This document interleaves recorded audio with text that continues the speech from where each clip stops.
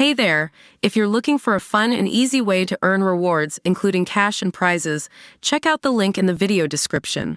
Back in May 2014, 2 months after Russia invaded Crimea, its energy giant Gazprom signed a £309 billion contract, the biggest in its history, to supply gas to China. Over the next 5 years, Gazprom built a gigantic pipeline, the Power of Siberia, capable of withstanding temperatures as low as -62°C.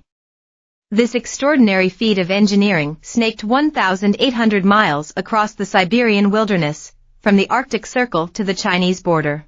It was formally opened with great fanfare in December 2019, and its 9 compressor stations began pumping billions of cubic meters of gas south into China as billions of dollars in revenue headed north into the Kremlin's coffers. The pipeline symbolized the interconnected nature of these two very powerful autocracies. In recent months, following its full-scale invasion of Ukraine in February 2022, Moscow has been hoping to sign another deal with Beijing, this time for an even longer pipeline, the Power of Siberia 2. Ever since a series of mysterious explosions ruptured 3 of Russia's 4 Nord Stream undersea gas pipelines to Germany in October 2022, Moscow has found itself unable to find a market for the 146 billion cubic meters of gas it used to pump to the EU every year. Gazprom recently posted its first loss in more than 20 years and its share price plunged 5.5%. But yesterday it emerged that Beijing is now playing hardball in negotiations over the putative new link,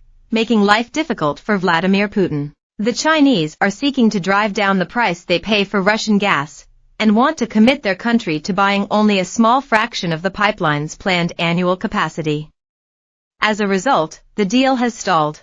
Moscow is clearly holding out for better terms, but Kremlin strategists would do well to bear in mind the old Chinese proverb, a person who waits for roast duck to fly into his mouth must wait for a very long time. The truth is that China very much has the upper hand, not just when it comes to the pipeline, but in every aspect of the relationship between these two countries. Chinese leader Xi Jinping is a wily old fox. He knows that, with an economy 800% larger than Russia's, and with 10 times its population, he holds all the cards.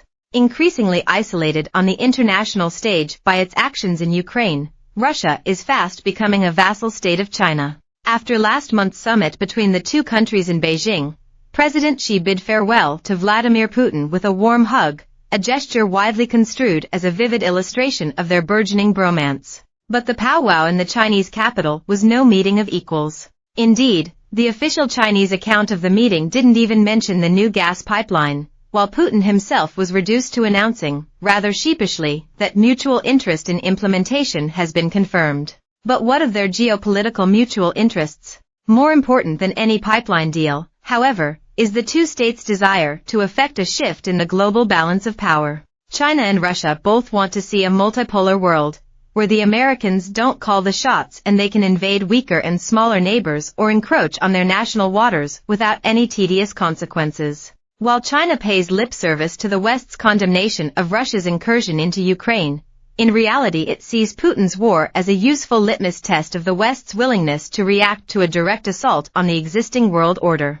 As Russia's economy is undermined by sanctions from the West, and its army loses thousands of troops a week in Ukraine, China is paying very close attention and working out how, when, and if it should make its move on Taiwan, the breakaway republic off its southern coast. Meanwhile, as Russia weakens, China only draws strength from its neighbor. The Telegram messaging app that the Moscow elite uses to gossip anonymously is full of misgivings about this situation. What if, contrary to the Kremlin's dark warnings about Ukro-Nazis and NATO aggression, Ukraine and the Western powers posed no real threat to Russia? What if the real strategic threat to Russia emanates not from the West, but the South? Ever since China gave up large tracts of Manchuria to Russia under the 1860 Convention of Peking, one of a number of treaties it signed in the 19th and early 20th centuries that are now known collectively as the unequal tray.